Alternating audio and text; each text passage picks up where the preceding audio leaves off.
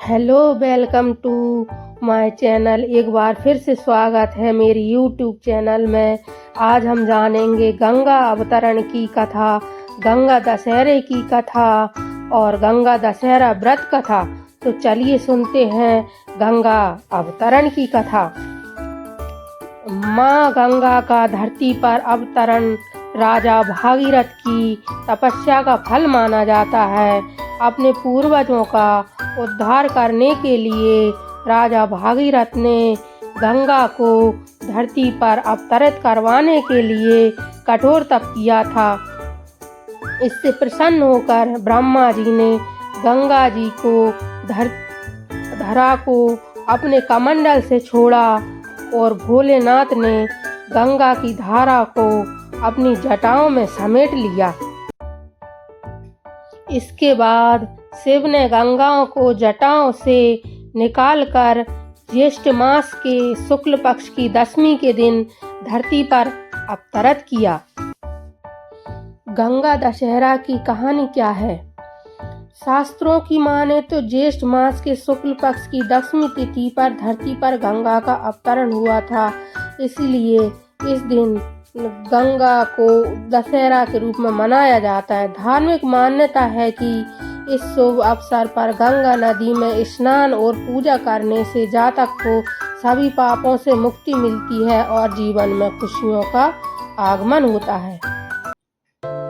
पौराणिक कथा के अनुसार प्राचीन समय में अयोध्या में महाराजा सागर रहते थे। उनके 60,000 पुत्र थे। एक बार राजा ने अश्वमेध यज्ञ का आयोजन किया। ऐसे में इंद्र ने अश्वमेध यज्ञ का घोड़ा चुरा लिया और उसे कपिल मुनि के आश्रम में बांध दिया। इस कारण राजा के अश्वमेध यज्ञ में बाधा आ गई। हर साल ज्येष्ठ माह में गंगा दशहरा का त्योहार मनाया जाता है। इस बार यह वर्ष राजा के साथ सभी पुत्रों ने घोड़े को खोजने की शुरुआत की, जिससे यज्ञ पूरा हो सके। अंत में वह मुनि के आश्रम में पहुंच गए। इस दौरान वहां महर्षि कपिल ध्यान अभ्यास कर रहे थे। वही घोड़े को बांधा देख उन्हें विश्वास हो गया कि घोड़े की चोरी कपिल ऋषि ने की है। राजा सागर के पुत्रों ने कपिल ऋषि को ललकारा और अपमानित भी किया। उस समय कपिल ऋषि क्रोधित हो उठे और राजा सागर के पुत्रों को भस्म कर दिया। ऐसे में यज्ञ खंडित हो गया।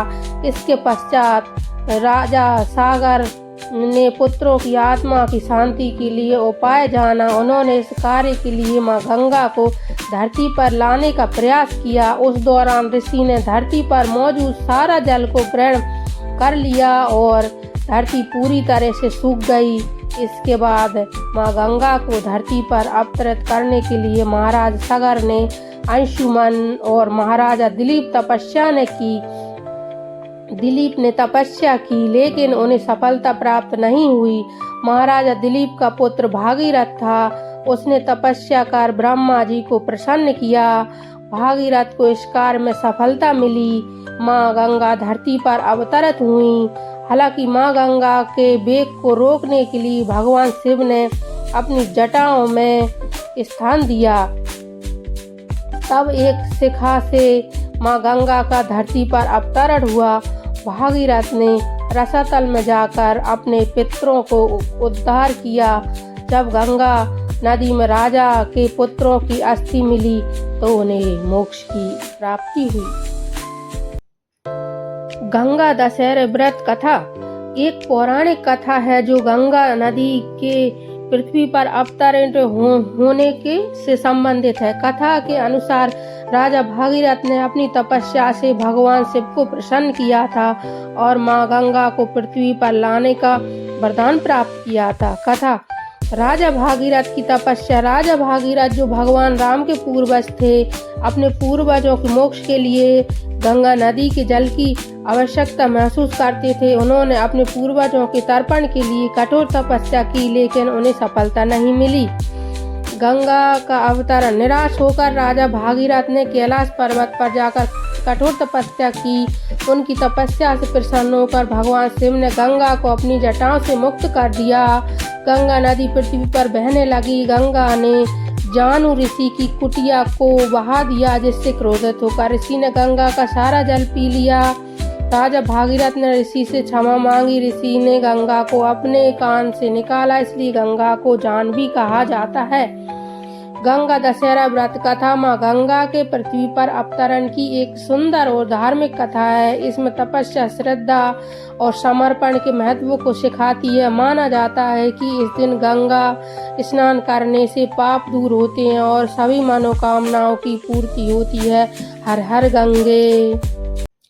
देवी गंगा को समर्पित यह त्योहार गंगा दशहरा के बारे में जानकारी प्राप्त कीजिए तथा हिंदू कैलेंडर के अनुसार चंद्रमा के 7वें दिन उज्ज्वल अर्ध चंद्रमा के 7वें दिन पड़ता है।